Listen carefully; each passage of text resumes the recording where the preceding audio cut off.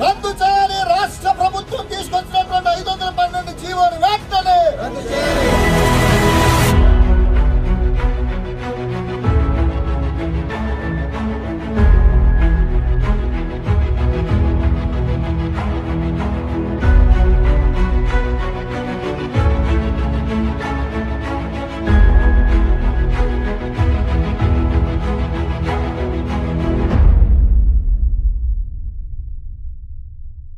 Tenali bar association అధ్యక్షులు వేణుగోపాలరావు గారికి, ఇక్కడికి విచ్చేసిన న్యాయవాదులందరికీ, ప్రత్యేకంగా ఈ దీక్షా శిబిరానికి నిన్న మేము ప్లాన్ చేసినప్పుడు గుంటూరు నుంచి తరలివచ్చిన మా జిల్లా అధ్యక్షులు గాది వెంకటేశ్వరరావుకి, అదేవిధంగా సోదరుడు గౌరీశంకర్ గారికి, ఇక్కడ విచ్చేసిన ప్రతి ఒక్కరు కూడా నమస్కారం.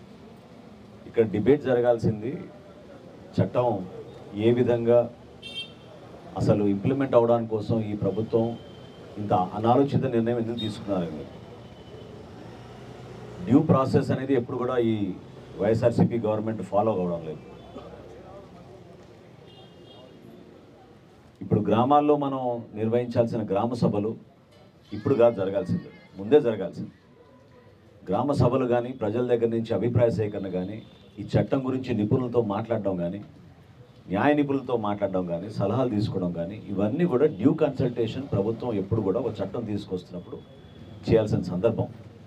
దురదృష్టమైన పరిస్థితి ఏంటంటే రాష్ట్ర శాసనసభలో జరగాల్సిన చర్చలు కూడా సరైన రీతిలో జరగడం లేదు. కాబట్టి ఇటువంటి చట్టాలపైన పూర్తి అవగాహన కల్పించడంలో ప్రజాప్రతినిధులు కూడా విఫలమవుతున్నారు.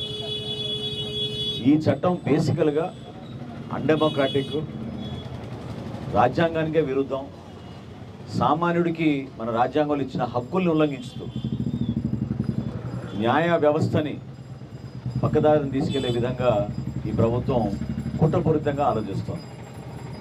మీరందరూ ఈరోజు ఈ దీక్షా శిబిరంలో గత 2 వారాల నుంచి కూర్చుని మీరు దీన్ని వ్యతిరేకిస్తూ ప్రజల్లోకి ఒక అవగాహన కల్పించడానికి మీరు చేస్తున్న ప్రయత్నానికి మీ అందరం కూడా ఈరోజు జనసేన పార్టీ నుంచి వచ్చి మీకు మద్దతు తెలపడం ప్రధాన కారణం అదే.